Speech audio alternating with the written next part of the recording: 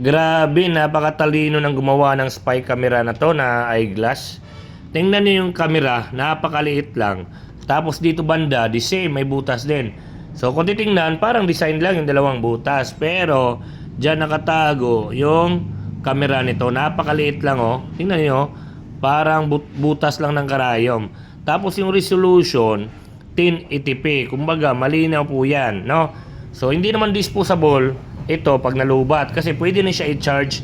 Andito yung charging pin niya, charging port niya, ayan o. Oh, ayan.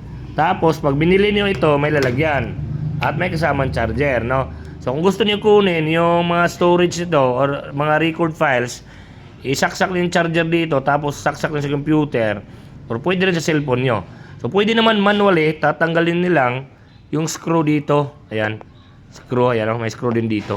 Kasi dito nakatago yung micro SD card, no? May memory sa loob, no?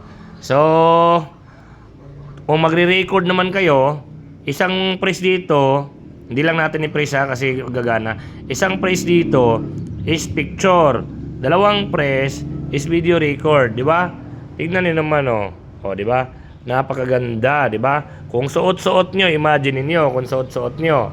Oh, di ba? Kung meron kayong kukunan ng video sa isang lugar, isang bagay, isang tao, wala siyang kaalam-alam, di ba? Napakaganda paggagawa, no? Eyeglass, no? Na spy camera, di ba? Napakaganda. Oh, imagine niyo, ganyan, oh. Tapos nare-record niyo na pala yung isang bagay. Oh, di ba? So, kung wala kayong paggamitan ngayon, pwede kayong mag-order na. Bakit? I'm sure balang araw may gagamitan kayo nito. Lalo na sa mga checkpoint, no?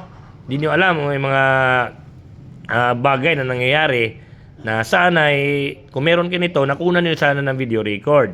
Pero dahil wala kayo nito, is verbal lang yung ebidensya nyo, verbal lang, salita lang, di ba? At ano pa ba? Yung mga nag-aaway dyan, no? Yung mga nag-aaway ng kapitbahay nyo, pwede nyo makunan ng record. Mga nakikita nyo mga illegal, no? Na yung tao may ginagawang anomalya. Tapos nakatingin lang kayo, hindi niya alam, naka-video record kayo, di ba? Pero yung ibang lalaki, ginagamit sa mga kababalaghan, mga jowa nila, pumupunta sa lodge, nilalagay sa gilid ng katre. Yung parang kuwang-kuwa kung saan sila may ginagawa. So, wag naman yung gano'n, no? Gamitin nyo ito po sa trabaho, pwede sa trabaho, no?